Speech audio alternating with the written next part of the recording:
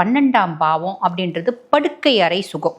இதையும் குறிக்கக்கூடிய ஒரு பாவம் அப்படின்றதுனால தனுசு ராசி அன்பர்கள் ரொம்ப இளம் வயசு அப்படின்னாலும் இளம் வயசுல ஒரு செக்ஷுவல் ரிலேஷன்ஷிப் இருக்கிறது, இளம் வயசுல ஒரு தாம்பத்திய சுகத்தை அனுபவிக்கிறது, இப்படியான நிறைய பேருக்கு அமையும். அதே மாதிரி உடல் சார்ந்த நாட்டம் அப்படின்றது இருக்கும். சிற்றின்பத்துல அதிகமான பிரியம், சிற்றின்பத்தில் அதிகப்படியான நாட்டம் அப்படின்றது இருக்கும். சிற்றின்பம் அப்படின்னாலே காமம் அப்படின்றது வந்துடும் இல்லைங்களாக. ஆக காமத்தில் அதிகப்படியான நாட்டம் அப்படின்றது இருக்கும். ரகசிய உறவுகள், எக்ஸ்ட்ரா மேரிட்டல் அஃபேர்ஸ், இதெல்லாம் நிறைய தனுசு ராசி அன்பர்களுக்கு வர்றதுக்கு வாய்ப்பு உண்டு. ரிலேஷன்ஷிப்ஸ் யங் ஏஜ்லேயும் நம்ம கேள்விப்பட்டிருப்போம் இல்லைங்களா. பையன் ரொம்ப சின்ன வயசுங்க, பொண்ணு ரொம்ப சின்ன வயசு, இதுக்குள்ளே கன்சீவ் ஆயிடுச்சு, லவ் பண்ணியிருக்கு, கன்சீவ் ஆயிடுச்சுங்க.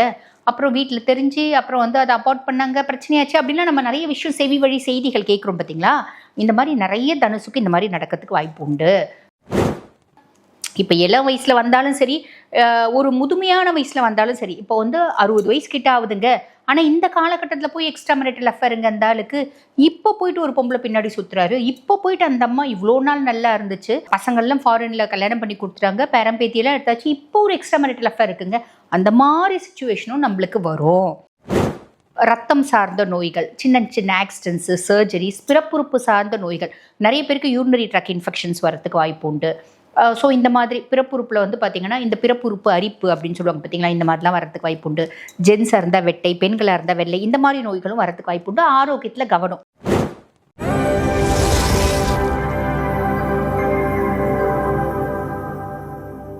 வணக்கம், நான் டாக்டர் தீபா அர்லாலன். இன்னைக்கு நம்ம என்ன டாபிக் பற்றி டிஸ்கஸ் பண்ண போகிறோம் அப்படின்னா, சுக்கிரனும் செவ்வாயும் சேர்க்கை.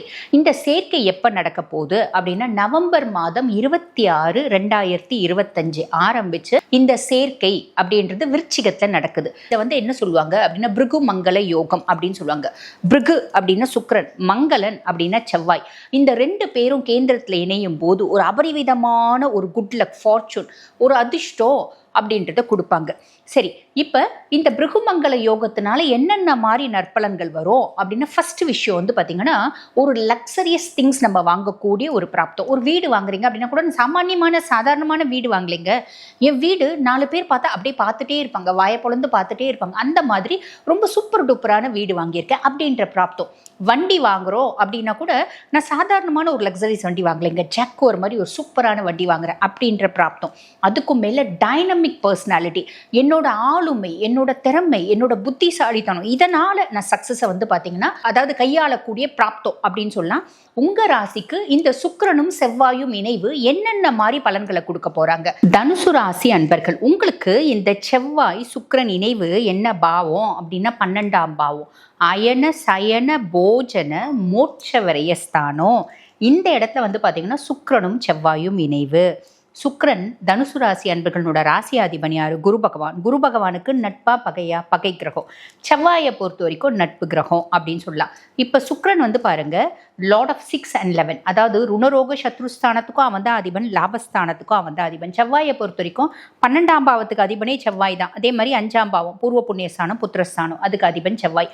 நட்பு கிரகம் 12ஆம் பாவத்தில், 12ஆம் பாவத்து அதிபன் 12ஆம் பாவத்தில். அப்போ என்னென்ன மாதிரி விஷயங்கள் நடக்கும் அப்படின்னா, ஃபர்ஸ்ட் விஷயம் பாருங்க, இந்த 12ஆம் பாவம் அப்படின்றது படுக்கை அறை சுகம். இதையும் குறிக்கக்கூடிய ஒரு பாவம் அப்படின்றதுனால தனுசு ராசி அன்பர்கள் ரொம்ப இளம் வயசு அப்படின்னாலும் இளம் வயசுல ஒரு செக்ஷுவல் ரிலேஷன்ஷிப் இருக்கிறது, இளம் வயசுல ஒரு தாம்பத்திய சுகத்தை அனுபவிக்கிறது, இப்படியான நிறைய பேருக்கு அமையும். அதே மாதிரி உடல் சார்ந்த நாட்டம் அப்படின்றது இருக்கும். சிற்றின்பத்துல அதிகமான பிரியம், சிற்றின்பத்தில் அதிகப்படியான நாட்டம் அப்படின்றது இருக்கும். சிற்றின்பம் அப்படின்னாலே காமம் அப்படின்றது வந்துடும் இல்லைங்களாக. ஆக காமத்தில் அதிகப்படியான நாட்டம் அப்படின்றது இருக்கும். ரகசிய உறவுகள், எக்ஸ்ட்ரா மேரிட்டல் அஃபேர்ஸ், இதெல்லாம் நிறைய தனுசு ராசி அன்பர்களுக்கு வர்றதுக்கு வாய்ப்பு உண்டு. சரி, அதுக்கும் மேலே பாருங்க, தனுசு பெருசாக லேவிஷாக ஸ்பெண்ட் பண்ணுவாங்களா? ரொம்ப கம்மி தான். பட் பியாண்ட் தட் இந்த காலகட்டம் நல்லா லேவிஷாக ஸ்பெண்ட் பண்ணணும். அதாவது உதாரணத்துக்கு தனுசு ராசி லேடி அப்படின்னு வச்சுக்கோங்களேன், நான் வந்து ஷாப்பிங் போகணும் அப்படின்னு போனேன். எனக்கு ஒரு 2 பட்டுப்புடவை வாங்குறதுக்கு போகிறேன். அங்கே போய் பார்த்தோன்னே எனக்கு 6 பட்டுப்புடவை. நான் என்னோட அப்ராக்சிமேட்டாக என்னோட ஒரு இது என்ன பட்ஜெட் என்ன அப்படின்னா ஒரு 10,000 ரூபாயில் 2 பட்டுப்புடவை. இதுதான் நான் பிளான் பண்ணி போனேன். அங்கே போன உடனே 8,000 ரூபாய் பட்டுப்புடவை எனக்கு பிடிச்சிருந்துச்சு, 20,000 ரூபாய் பட்டுப்புடவையும் பிடிச்சிருந்துச்சு. 8,000 ரூபாய் பட்டுப்புடவையோட 20,000 ரூபாய் ஆப்வியஸ்லி நல்லா தானே இருக்கும், நல்ல கெத்தாக இருக்கும், ரொம்ப அட்ராக்டிவாக இருக்கும். 20,000 ரூபாய் பட்டுப்புடவையில் ஒரு 6 வாங்கி வந்துட்டேன். இந்த மாதிரி எனக்கு திருப்பி கட்டுறதுல சிரமம் இல்லை அப்படின்னா அது பிரச்சனை இல்லை. பியாண்ட் தட் அது வந்து எனக்கு வந்து திருப்பி கட்டுறதுல பிரச்சனை வரும் அப்படின்னு தெரிஞ்சாலும் பார்த்துக்கலாம் அப்படின்னு வாங்கிட்டு வந்தேன். அந்த மாதிரி ஆடம்பரமான செலவில் என் மனசு வந்து லயிக்குது, எனக்கு ரொம்ப பிடிக்குது அப்படின்ற மாதிரி ஒரு நம்மளுக்கு வந்து தோணும். அதே மாதிரி பார்த்திங்கன்னா நிறைய பேருக்கு ஃபாரின் ஆப்பர்ச்சுனிட்டி வரும். ஃபாரின் ஆப்பர்ச்சுனிட்டி அப்படின்னா வேலை நிமித்தமாகவும் போகலாம், இல்லை டூர், நாங்கள் வந்து வெளிநாட்டுக்கு டூர் போகிறோங்க, நாங்கள் சீட்டு போடுறோம், அது நிறைய பேர் வெளிநாட்டு கூட்டின்னு போகிறோம், அப்போ எங்களுக்கு வந்து ஒரு 4 பேரை சேர்த்து விட்டோம், அதனால எங்களுக்கு ஃப்ரீயாக கிடச்சிச்சு. அந்த மாதிரி அமைப்போன்னு சொல்லலாம். ஆக மொத்தம் இது வந்து பாருங்கள், எந்த விஷயத்தில் நம்ம கொஞ்சம் காஷியஸாக இருக்கணும் அப்படின்னா இந்த ரிலேஷன்ஷிப்ஸ் யங் ஏஜ்லேயும் நம்ம கேள்விப்பட்டிருப்போம் இல்லைங்களா, பையன் ரொம்ப சின்ன வயசுங்க, பொண்ணு ரொம்ப சின்ன வயசு, இதுக்குள்ளே கன்சீவ் ஆயிடுச்சு, லவ் பண்ணியிருக்கு, கன்சீவ் ஆயிடுச்சுங்க, அப்புறம் வீட்டில் தெரிஞ்சு அப்புறம் வந்து அதை அபார்ட் பண்ணாங்க, பிரச்சனையாச்சு அப்படின்லாம் நம்ம நிறைய விஷயம் செவி வழி செய்திகள் கேட்குறோம் பார்த்தீங்களா. இந்த மாதிரி நிறைய தனுசுக்கு இந்த மாதிரி நடக்கிறதுக்கு வாய்ப்பு உண்டு. புரியுதுங்களா? ஃபேமிலி ரொம்ப நல்ல ஃபேமிலிங்க, ஒய்ஃப் ரொம்ப நல்லவங்க, ரொம்ப வந்து பார்த்தீங்கன்னா அன்பான குடும்பம், அவ்வளோ அந்யூன்யமாக இருந்தாங்க, ராம் சீதா ஜோடி மாதிரி இருந்தாங்க. அந்த ஆளுக்கு வெளியே பார்த்தீங்கன்னா சம்மந்தமே இல்லாமல் இந்த அம்மா அவ்வளோ அழகாக இருப்பாங்க, மூதேவி மாதிரி ஒரு எக்ஸ்ட்ரா மேரிட்டல் அஃபேர் அப்படின்னு சொல்லவும் கேள்விப்பட்டிருக்கோம் இல்லைங்களா. அந்த மாதிரி வர்றதுக்கும் வாய்ப்பு உண்டு. புரியுதுங்களா? என்ன இவங்க கிட்ட இல்லாத அவங்க என்னமோ அவங்க பார்த்தாங்க, மேபி அன்பு, பாசம், அந்யோன்யம், நேசம் இதெல்லாம் இருக்கலாம். பட் நம்ம அதுக்கு தெரியாது. நம்ம வந்து யாரையும் வந்து பார்த்திங்கன்னா அவங்க செஞ்சது தப்பு அப்படின்னு நம்ம ப்ளேம் பண்ணக்கூடிய சுச்சுவேஷனில் இல்லை. அதே மாதிரி அவங்க செஞ்சது நியாயம் அப்படின்னு அவங்களுக்கு சப்போர்ட் பண்ணக்கூடிய சுச்சுவேஷனே இல்லை. அவங்கவுங்களோட வாழ்க்கை நிலை, அவங்கவுங்க வந்து பார்த்திங்கன்னா அவங்க கஷ்டப்படுறது, சந்தோஷப்படுறது அவங்களுக்கு மட்டும்தான் தெரியும், அவங்களுக்குன்ற நியாயம் அவங்களுக்கு. பட் பியாண்ட் தட் இந்த மாதிரி வரத்துக்கு வாய்ப்பு இருக்குது அப்படின்றது சொல்கிறேன். புரியுதுங்களா?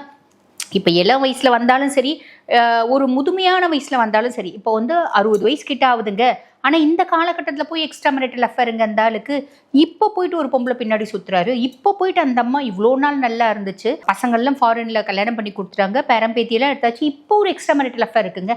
அந்த மாதிரி சுச்சுவேஷனும் நம்மளுக்கு வரும். அப்போ இதில் நம்ம கொஞ்சம் கவனமாக இருக்கணும். வேணாம் அப்படின்னு சொல்கிறது நாங்கள் ஆள் கிடையாது, கவனமாக இருந்துக்கோங்க அப்படின்றது நான் சொல்கிறேன். ரொம்ப சிம்பிள், அவ்வளோதான். ஸோ இது வந்து பார்த்தீங்கன்னா 2 பேரும், அதாவது செவ்வாய் நட்பு கிரகம்ன்றதுனால நான் செய்யறது நியாயம் தானே, என்ன தப்பு, ஊர்வலத்தில் எல்லாத்தையும் நான் செஞ்சுட்டேன் அப்படின்னு நம்மளுக்கு ஒரு தைரியமாக வாதாட கூட தோணும். நம்ம செஞ்சது பெருசாக தப்பே இல்லையே அப்படின்ற மாதிரியும் நம்ம நியாயப்படுத்திக்கவும் தோணும். புரியுதுங்களா?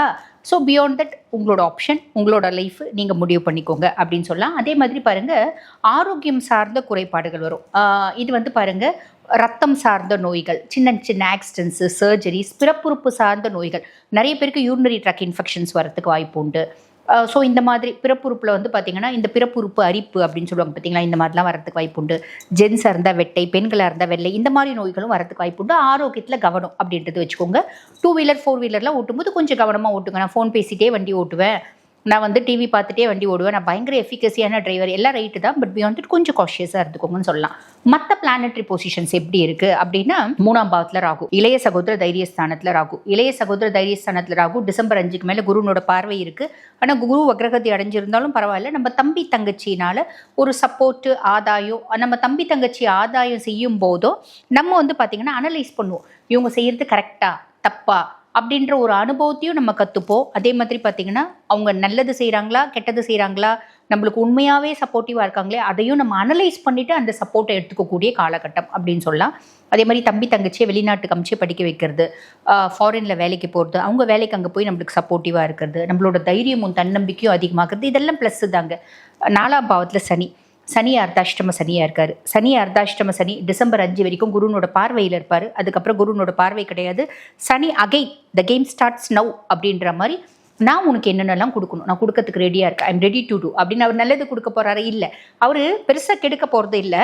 பட் பியாண்ட் தட் சனி அர்த்தாஷ்டம சனியாக இருக்காரு அப்படின் போது நம்ம 5 விஷயத்தில் கவனம் அப்படின்றத வச்சுக்கணும். 1, நம்ம கையிருப்பு காசு, ஏதோ ரொம்ப நெருக்கமானவங்க, மேபி நம்மளோட எக்ஸ்ட்ரா மேரிட்டல் அஃபேரு, ரிலேஷன்ஷிப்பு, இல்லை லவ்வரு, யாரோ ஒருத்தவங்க, இல்லை மனைவி சார்ந்த சொந்தக்காரங்க, இல்லை என்னோட கஷ்ட காலத்தில் எனக்கு ரொம்ப உதவியாக இருந்தவங்க, அவங்க வந்து கேட்குற மாதிரி இருக்கும்.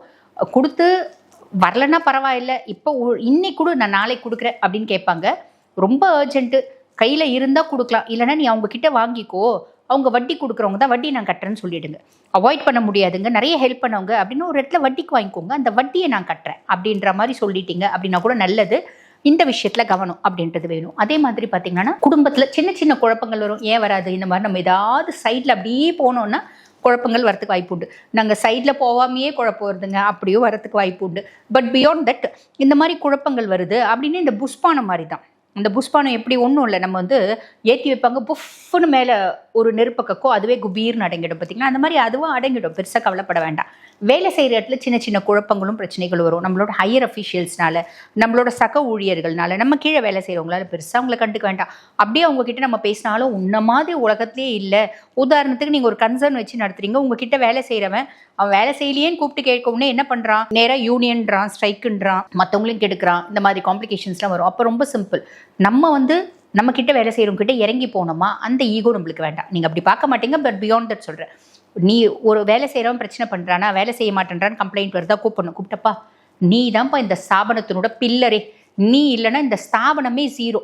நான் கூட ஒன்றும் இல்லை, நீ அவ்வளோ பெரிய ஆள் இருந்தாலும் இப்போ வந்து பாரு, யாரும் பெருசாக வேலை செய்ய மாட்டேன்றாங்க. நீ வேலை செய்யலன்னு சொல்ல வேண்டாம், யாரும் பெருசாக நல்லா வேலை செய்ய மாட்டேன்றாங்கப்பா, உன்னை நம்பி தான்ப்பா இருக்கேன், நீ அவங்களெல்லாம் கொஞ்சம் வந்து டீல் பண்ணி நல்ல வேலை செய்ய வைப்பா, திருடங்கிட்டே கேட்டு சாவியை கொடுத்த மாதிரி, பீரோ சாவியை கொடுத்த மாதிரி, அப்படி கொஞ்சம் ஐஸ் வச்சு பேசி நம்ம வேலை வாங்கிக்கிறது நல்லது. அப்போ வேலை செய்கிற இடத்துல காம்ப்ளிகேஷன்ஸ் இருக்காது. நீங்கள் சுயஸ்தாபனத்துக்கு சொல்லிட்டீங்க, நாங்கள் ஒரு கன்சர்னில் வேலை செய்கிறோம், கன்சர்னில் வேலை செஞ்சாலும் இதே பாலிசி டீல் பண்ணுங்கள். டீல் பண்ண முடியலையா, என்னால் வந்து ஒரு லிமிட்டுக்கு மேலே இறங்கி போக முடியாதுன்றீங்களா, இக்னோர் பண்ணிட்டு போயிட்டே இருங்க. ரொம்ப சிம்பிள், ஓகேங்களா? இது அதே மாதிரி நம்ம நெய்பர்ஸ்கிட்டையும் ஹாய் பை இல்லைன்னா மேக்ஸிமம் பழகாமையே விட்டுடலாம். இது ஆரோக்கியத்தில் கவனம், இதெல்லாம் வச்சுக்கினீங்க அப்படின்னா பிரச்சனையே கிடையாது. அதுக்கும் மேலே டிசம்பர் 5 வரைக்கும் குரு பாக்கிய குருவாக இருக்கார், வக்ரகதி அடைஞ்சிருக்கார். பட் ஏதோ ஒரு விதத்தில் நம்ம என்ன நம்மளுக்கு அதிர்ஷ்டம், மேன்மை, முன்னேற்றமும் குரு கொடுப்பாரு. ஒரு முறை இல்லை, 2 முறை 3 முறை ட்ரை பண்ணும்போது அது வந்துடும் அப்படின்னு சொல்லலாம். அதே மாதிரி பாருங்க, ஆஃப்டர் டிசம்பர் 5 வந்து பார்த்தீங்கன்னா உங்களுக்கு உங்களோட ராசியாதிபன் வந்து பார்த்தீங்கன்னா கலத்திரஸ்தானத்தில் உட்காருவார். ஆனால் வக்ரகதி அடைஞ்சு உட்கார்றாரு. வக்ரகதி அடைஞ்சு உட்கார்றாரு அப்படின் போது பெருசாக நம்ம பயப்படணுன்ற அவசியம் இல்லை. அதாவது கலஸ்திர குரு வக்ரகதி அடைகிறார். கலஸ்திர குரு ஏதோ ஒரு விதத்தில் கணவன் மனைவி உறவு முறை, கணவன் மனைவி ரிலேஷன்ஷிப் அப்படின்றத மெயின்டைன் பண்ணுவார். அதே மாதிரி நம்ம பிஸ்னஸ் பார்ட்னருக்கும் நமக்குமான நல்ல உறவு அப்படின்றத மெயின்டைன் பண்ணுவார். ஆனால் அவர் வக்ரகதி அடைகிறாரேம்மா, கணவன் மனைவி உறவு முறையில் பிரச்சனை வந்துருமா, ரிலேஷன்ஷிப் காம்ப்ளிகேஷன்ஸ் வந்துருமா அப்படின்னா ரொம்ப சிம்பிளுங்க. விட்டு கொடுத்து போனால் எதுவுமே இல்லை. எப்பயுமே நம்ம விட்டு கொடுத்துடுறோம் அப்படின்னு வச்சுக்கோங்களேன், பெருசாக வந்து குருவும் ஒன்றும் பண்ண முடியாது, சனியும் ஒன்றும் பண்ண முடியாது, யாரோ ஒன்றும் பண்ண முடியாது அப்படின்னு சொல்லலாம். பட் பியாண்ட் தட் நம்ம வந்து நிறைய விஷயங்கள் விட்டு கொடுக்குறோம் அப்படின்னா நம்ம ஃபேமிலி லைஃப் ரொம்ப இனிமையாகவே இருக்கும், கவலைப்படணும் அப்படின்ற அவசியம் இல்லை. நம்மளே இந்த காம்பினேஷன், இந்த சுக்கிரன் செவ்வாய் காம்பினேஷனில் சைடில் ஒரு சில பிரச்சனைகளை இழுத்துன்னு வந்துட்டோம் அப்படின்னா வெளியில் போகிற பாம்பை தூக்கி நம்ம கழுத்தில் போட்டுக்கின மாதிரி, அப்படியே கழுத்தில் போட்டுக்கினாலும் அது எப்படி அழக்கா எங்கே பார்த்து கழட்டி விடணுமோ கழட்டி விட்டுக்கோங்க. புத்திசாலித்தனம். ஃபேமிலியில் விட்டு கொடுத்துருங்க. விட்டு கொடுத்துட்டீங்க அப்படின்னா பிரச்சனை கிடையாது. அதே மாதிரி பார்ட்னர்ஷிப் கன்சர்ன், பார்ட்னர்ஸ் கிட்ட அவங்க வேலை செய்கிறாங்களோ செய்யலையோ அவங்கக்கிட்ட பிரதிபலன் எதுவும் எதிர்பார்க்காம, அவங்க ஒரு இன்வெஸ்டர், அந்த இன்வெஸ்ட் பண்ணியிருக்காங்க போதும், நம்ம ஸ்தாபனத்தை பெரிய லெவலில் முன்னேற்றணும் நம்ம தான் நினைக்கிறோம். இப்போ வந்து பார்த்தீங்கன்னா அர்த்தாஷ்டம சனியில் வேற இருக்கும், ஸ்தாபனத்தை முன்னேற்றணும்னு நினைக்கிறோம், வேலையை காப்பாற்றிக்கணும்னு நினைக்கிறோம். ஒரு இடத்துல வேலை செய்கிறேன், வேலையை காப்பாற்றிக்கணும்னு நினைக்கிறேன், அதனால விட்டு கொடுத்தா மட்டும்தான் நம்ம வந்து நல்லா வந்து ஷைன் ஆக முடியும். விட்டு கொடுக்குறவங்க கெட்டு போகிறது இல்லை அப்படின்ற ஒரு வார்த்தையெல்லாம் ஞாபகம் வச்சுட்டு நிறைய இடத்துல விட்டு கொடுத்து பணிஞ்சு இதுவும் கடந்து போகும் அப்படின்னு ரொம்ப சிம்பிளாக மூவ் பண்ணுறீங்க அப்படின்னா நல்லது. அதுக்கும் மேலே பாக்கியஸ்தானத்தில் கேத்து இருக்கார். பாக்கியஸ்தானத்தில் இருக்க கேத்து நிறைய பேருக்கு ஃபாரின் போகிறதுக்கான ஒரு ஆப்பர்ச்சுனிட்டியை ஏற்படுத்தி கொடுப்பார். நாங்கள் தொழில் செய்கிறவங்க அப்படின்னா வெளிநாட்டில் புது கிளையன்ஸ் இருப்பாங்க, வெளிநாட்டில் நம்ம வந்து பார்த்திங்கன்னா ட்ரேடிங் பண்ணலாம். அதே மாதிரி ஒரு டூருக்காக நான் முன்னமே சொன்ன மாதிரி வெளிநாட்டுக்கு போகலாம், வெளிநாட்டிலே ஒரு ஸ்தாபனம் போய் நடத்தலாம், ஸ்தாபனத்தை ஆரம்பிக்கலாம். அதுக்கும் மேலே வெளிநாட்டுக்கு வேலைக்கு போகிறவங்களும் வேலைக்கு போகலாம். இந்த பாக்கிய கேது ஏதோ ஒரு விதத்தில் நம்மளுக்கு ஃபாரின் ஆப்பர்ச்சுனிட்டிஸை, ஃபாரின் கரன்சிஸை கையாளக்கூடிய பிராப்தத்தை, கடல் தாண்டி நம்ம பயணிக்கக்கூடிய பிராப்தத்தை ஏற்படுத்தி கொடுப்பா அப்படின்றத சந்தேகம் இல்லைங்க. ஆக இந்த தனுசு ராசி அன்பர்கள் நான் சொன்ன சின்ன சின்ன விஷயங்களில் மட்டும் கவனமாக இருக்கீங்க அப்படின்னா மட்டும் போதுமானது. இந்த காலகட்டம் நல்லது நடக்கும், நல்லது மட்டுமே நடக்கும். வாழ்த்துக்கள்.